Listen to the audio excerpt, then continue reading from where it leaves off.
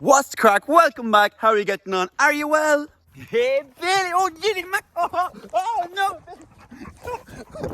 Okay. Right, before we dive into today's video, I just want to give a huge shout out to Kimberly. She's one of my most amazing, loyal subscribers. She wants to say also, this is one of the most favourite, chaotic, kinetic, dog-loving channels on the YouTube. So I'm so grateful for her, and so is Bailey, and I hope you enjoy the rest of the video. Thanks, Kimberly.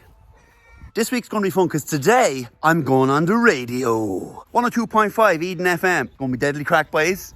Fucking tractor and another tractor in front of him have been in front of me now for 10 minutes. So I am raging. I'm now cutting it close to the barrier, boys. Time is ticking.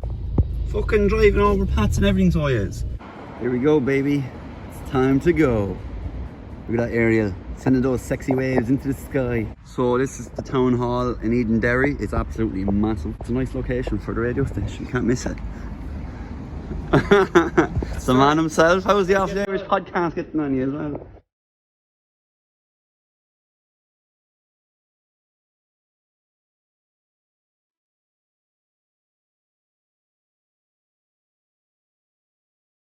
And you just get the Eden FM mug in, you know?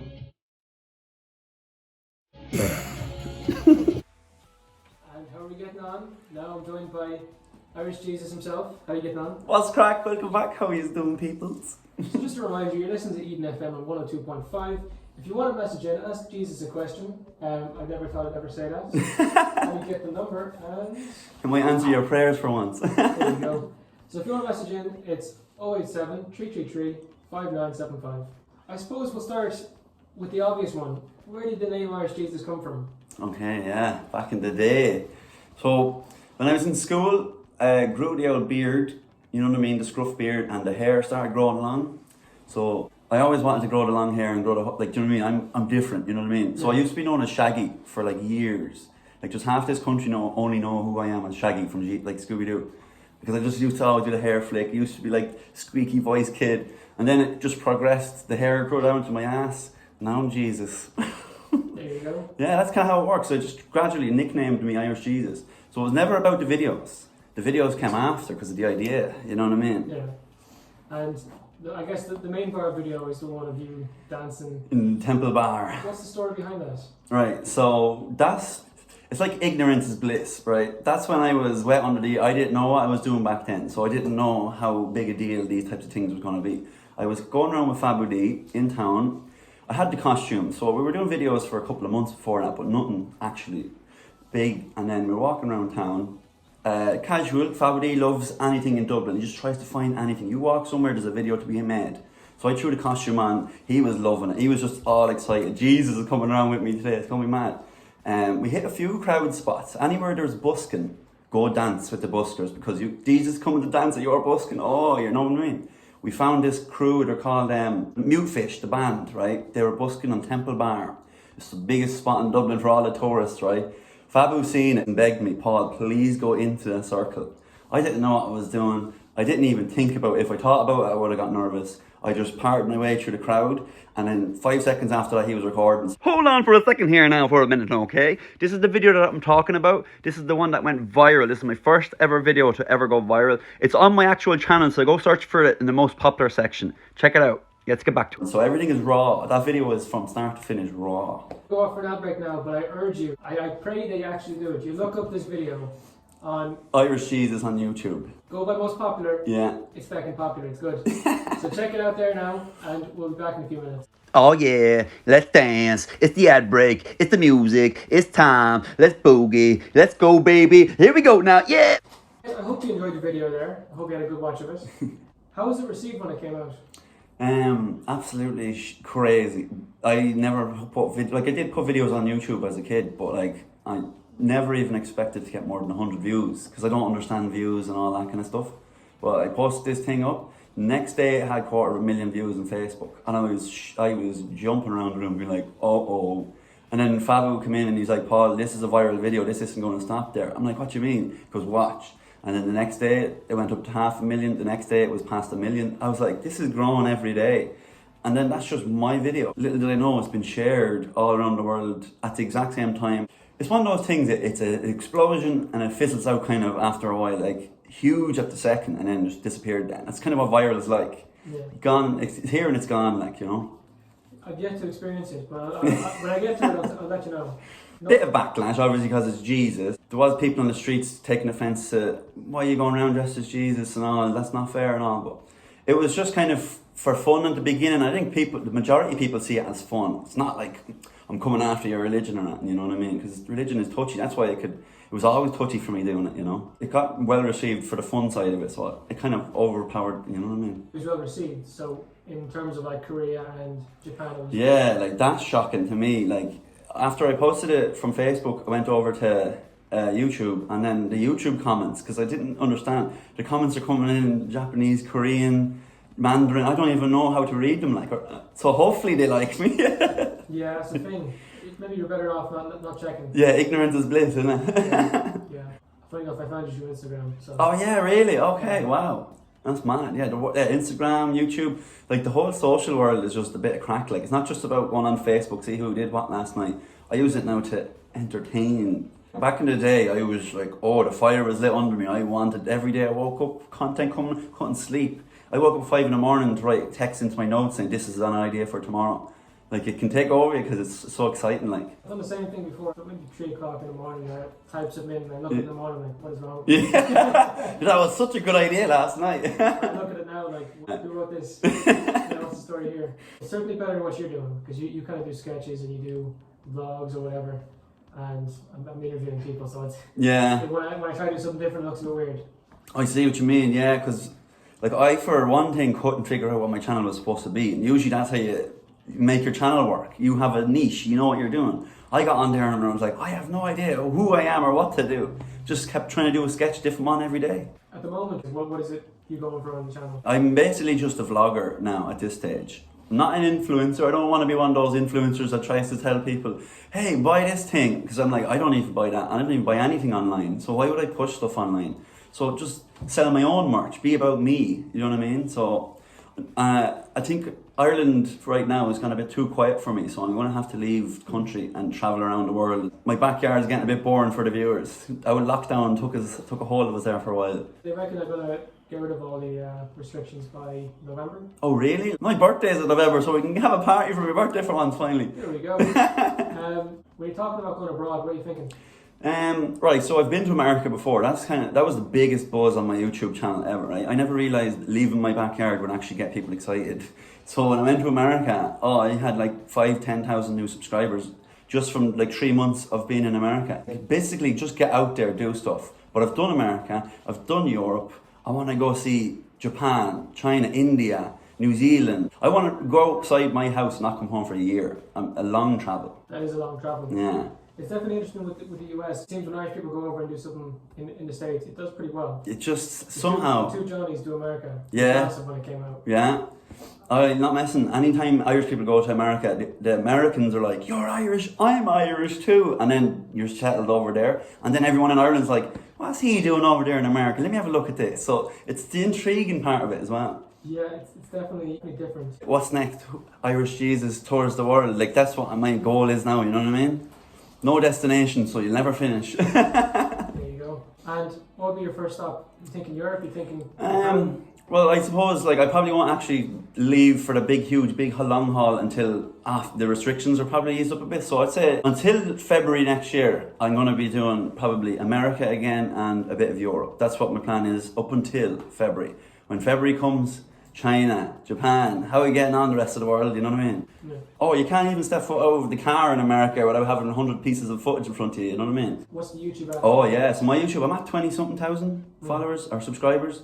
They're all pretty much part, like my Facebook's 28, YouTube's 28, and then you've got your Insta's 20 something as well. So they all grow together, which is nice. Some people are like absolutely famous on one thing and then they struggle to get the rest of them up to par with it. So I've just been averaging everything. I haven't been excelling anywhere, you know. I can't figure it out. It's one of those things, I think this should be funny. No, Twitter doesn't understand me.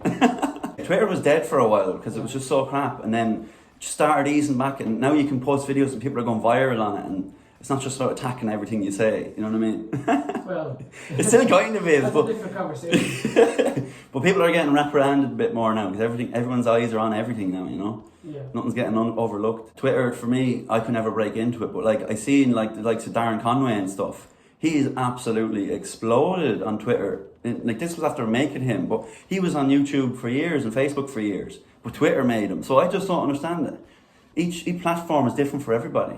Yeah, he only blew up like In the last year or so, yeah. He's always striving. He knew he would get somewhere with it. Yeah. I suppose you have to have that kind of energy. Yeah. You have to be at it all the time. Has to drive you mad. Yeah. You losing sleep at night because you're not there yet. Yeah. But what is there yet? Like, what Yeah, see, there yet is the problem. Because I used to think, oh, when I'm getting that many views, I'll be happy. And now I'm at that many views, I'm like, when I get the next amount of views, I'll be happy. Like, it's always chasing the dragon, like. Chasing the dragon, that's a good way to put it. Yeah, the buzz of always getting the next biggest and best thing. Like, when I got that viral video, I was like, that's it, I've peaked, see you now, bye-bye. I'm never going to do that again. And then I did once or twice, but they weren't as big known, like little TikToks can go viral, like. But that's, TikTok to me isn't viral fame, TikTok is TikTok. Someone looked at your TikTok for 0.5 seconds, doesn't count as like views and they know who you are for me, you know what I mean? Yeah, boxing was always big. Boxing was around forever, right? I think UFC was a bit too barbaric for the normal everyday man back then, like, you know? It was a bit too far. I'll talk to the guy who legitimized it, you know, Chuck Liddell? Oh, Chuck Liddell, yeah, no way. He tells you everything, yeah? He'll tell you the whole shebang, he'll tell you everything. I love UFC. Like, to be fair, Conor McGregor got me into it. Like, I obviously knew it existed, but I didn't understand, I didn't follow anyone. But Conor got the country on his side back when he was starting. Like the 60 G's, baby. Like that's the Conor like I loved. Yeah. You know what I mean? What do you think of his recent stuff? He's definitely a businessman and it's all for business and stuff like that. Like he's definitely the most entertaining guy out there. But people don't like him for his reality himself. I actually, you know what? He was in Dublin once. I can't remember, Sin nightclub or something like that. And they were doing like meet and greets and stuff like that. But it was like €100 to go upstairs to meet him. Like he was just upstairs in the VIP. And I was like, hell no, I'm not paying for that. You have to have this black wristband. So I went over to the bar. I took a straw out of the thing, black plastic straw. I bent the straw around and I cut it open so it looked like literally a black band, right? And because it was so busy in the nightclub, the bouncer guy, I actually walked past him like so confidently. He had to call me back and say, hey, where's your band? And I just waved my arm in the air. He said, oh, go ahead. I was like, I just got up to see Conor McGregor with a straw in my hand, like, I couldn't believe it. And did he see it? Oh, literally everybody was upstairs and Conor was like, there was a big barrier of people around him. It was like a zoo. Conor was there with his friends and then the whole rest of the club was just staring at him, like, trying to get a piece from him. It was weird. Celebrities are weird, like, do you know what I mean? Yeah. Fame and all, it's mad. Do you think if you ever got that big, you'd be like that, or would you try? No, I'd be for the people. I'd be all for the people trying to, like if I had that much money that he has, I'd just be trying to do up my old towns and stuff. Like, if you had that much money, would you not want, like, the school I went to in my hometown is, like, so underdeveloped and we were promised the school for, like, the last 30 years. So I'd be like, there's the school. Happy days. I want to see Conor do some more stuff like that. Like, you can do what you want with your money, fair play, but, like, if you want people to get back on your side, at least get back on their side, like, properly, like, you know? Yeah, we'll talk back on that. Cool. Oh yeah, baby, Eden FM. Give it to me, baby. Give it to me, baby. You listen to the breakfast show, and I'm with Paul Finglas. Yeah, I'm double jab myself, so jab up, baby. Same here, double jab. Different from being like a guy on Facebook and then a guy actually on TV. I literally got noticed around the world doing YouTube videos, but no one in Ireland really notices me for doing them. It's kind of weird. But then when you do a little TV show in Ireland, that's bigger than the fact that you get more views on. Yeah. So, like, there's something there about what media is legitimized and what isn't. Yeah. YouTube, obviously, it's been around for 20 or I don't even know. years. Even more, maybe, yeah. And it's still getting there. Still getting to the point where people think it's something to respect or someone. Because it started off kind of weird, just people... Just random absolute random videos, Yeah. and you could make a page just for you to put them somewhere. And that was it. No one thought it was a social thing. And people who get big from it try to remove themselves from it just because of the legitimacy. Yeah. Like, for example, Everyone went to go to TV or whatever. Yeah. Justin Bieber started on YouTube. Oh, 60 really? videos on YouTube. I didn't know that. And then he moved on from that. I'm trying to think, do I know anyone like that's super famous that started on YouTube? But I can't think. They just kind of like YouTube when they get good at it. Yeah. Get to a point. You big fan of boxing? Not much. I wouldn't know all the boxers. Like you had Tyson Fury and all them types of things. And when Conor fought, what's his name? Mayweather. Money Mayweather. That's the one. That was the biggest fight apparently in boxing history. And I just don't understand. I was like, that was like the biggest fight in boxing history, but we all knew it was just for the laugh. There was no actual outcome, but people wanted to see it. Well, you used to have two of the biggest names clashing, but the problem is MMA and boxing are so different. Yeah, like I was just full of sure hope, and Conor would just throw him an elbow for the crack. Like we were all hoping he'd do something crazy, but he kept it true. And it's because the Irish thing at the time, he was the biggest star in Ireland. Yeah, he had a good run, and he has all his money. Like, to be fair, if you just say his name now, it's money if you're attached to it. So he doesn't really need them big fights more, even though he still wants them. I don't understand that. He's mad. He is. Broken leg hanging off, and then he goes, "Do you know what? I'll be back." I'm like, "Sit down, man. You've got 100 million in the bank. What are you doing?" You're local enough. You're from Kildare. From Kildare, yeah. I'm Kildare, man. I born in Dublin. I'm a big culture. Brought straight to Kildare to live my rest of my life. There you go. And you get recognised fairly often in Kildare. Not really. See, the thing is, everybody knows you. It's not about, oh, there's that guy. It's like, well, I've seen him like 5 times this week. He's still that guy, but I won't scream every time I see him now. So it becomes kind of normal in your own local area. But it's, to be honest with you, where it is for me, because of the Try channel, I don't know if I mentioned that, these videos I do online, I am more big outside this country. Every country on the planet that I've ever travelled to, someone recognised me from their channel. So like, I'm known out there, but not in little old Kildare, like. Yeah, it's interesting because we're so Americanised in our media. Yeah. And when you're Irish watching an Irish guy on YouTube, that's Joe Schmo Irish guy. Yeah. When you're in the States, it's like, oh, I could be related to. Oh yeah, they got. Grandmother, 3 generations down. You never know. And like every time someone American like messages me online, it's always like, "Do you know the name of this county? I think I'm from there," and it's always the worst pronunciation ever. Donegal. Donegal. I think my granddad's from Donegal. But like, that just shows you that Ireland, literally, we are the reason why, like, the world is great crack, because we went and spread our joy everywhere. They're all trying to come back and claim a bit of us, like. There you go. Yeah, sure, we invented the crack. Yeah. Yep. The crack is mighty down here, babe. In Eden area especially. Oh yeah. A brilliant little town. Deadly town. We had an old festival kind of thing happen here. Oh, I love the Town festivals. hall fairly recently. I can't wait till they start coming back in full swing, like. What festival you're thinking? No, I mean like little town festivals. Like we used to go, Monasterevin, they used to hire in like clowns and people to come around. It's just like a little culture day. Like them festivals are great crack. Yeah, they're always something special. Yeah. Just the whole, like, you've got everybody from your town and all the granddads and the grannies come out, and it's like everyone's selling something or having a crack, and it's just... You have one lad there selling cheese, another lad selling... You know, yeah, he's selling the eggs out of his garden, like. That'll be you. Yeah, loads of chickens. I recommend getting chickens. If anyone has a garden, they do not take any keep at all. Just put them in like a little area, let them walk around your garden, and you've got free eggs for life, man. It's so easy. Yeah, but also then prepare for the amount of eggs you're going to get. You won't even be able to cook them. It's like, yeah, because when you go to the shop, you buy 6 eggs. You think they'll be in the fridge for maybe 3-4 days, maybe a week. There's 10 chickens out there laying 10 eggs a day. Like, that's like too many. That's 100 eggs a week. But you get that benefit of being able to sell them or give them to friends. Yeah, like we used to have an apple tree as well, but Jesus Christ, the apple tree was bigger than our house. Thousands and thousands of apples the size of my head. Sure, you couldn't collect them all, and it was like swampland out there that night. Yeah, that sounds like it can get messy. You're also a member of the Try channel, kind of like an Irish BuzzFeed. Yeah. So basically, yeah, about that. That's like, say he brought me in today, I could be trying Japanese candy for the first time. And then I'm sitting next to a partner and we just basically buzz off each other, and they'll bring in like a few groups of people to do one video on one topic, and they're fun. They're crazy videos. Definitely, because there's some ones that are drinking as well. Yeah, oh God. Yeah, I think those ones are probably, I think they get more views. Yeah, they're known for the drinking ones, and the candy ones are to keep them going and have a laugh, but like the drink ones are the bread and butter, and they're the worst ones for us to do, because it's always pain and torture. And for anyone thinking, is it just like a stereotype?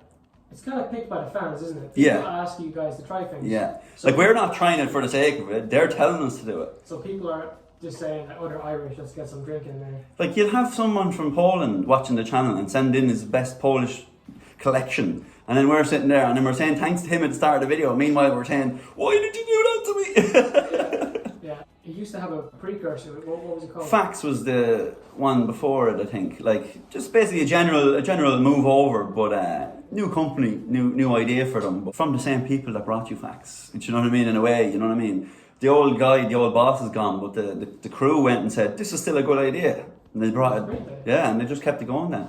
And is there any intention of going out just trying things, or is it like be more like an Irish BuzzFeed? Or is Well, it just like they've gone to VidCon and all in America and stuff, and they just picked like a couple of us to go represent. So they're going out there and getting involved in the YouTube community, like in a way. But realistically, Facts used to do on street and go out and do crazy, like try and do like actual crazy ideas.